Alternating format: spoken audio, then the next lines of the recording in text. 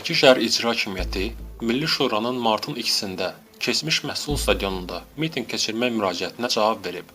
Publikas xəbər verir ki, Milli Şuranın nümayəndələri Vidadi Məhərrəmov və İlham Hüseyn Bakı şəhər İcra Hakimiyyətinə dəvət edilib və onlara məktub təqdim edilib.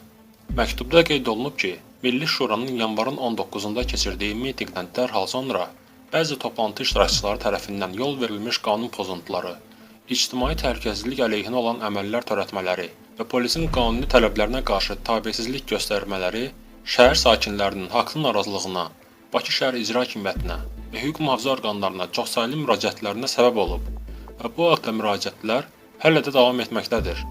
Bununla əlaqədar Bakı şəhər Baş Polis İdarəsi tərəfindən Bakı şəhər İcra Hakimiyyətinə müvafiq müraciətlər ünvanlanıb. Bu da mitinq təşkilatçılarının sərbəst toplaşmaq azadlığı haqqında qanunun 12-ci maddəsində nəzərdə tutulmuş vəzifələri yerinə yetirmək imkanında olmadıqları qənaəti yaradır.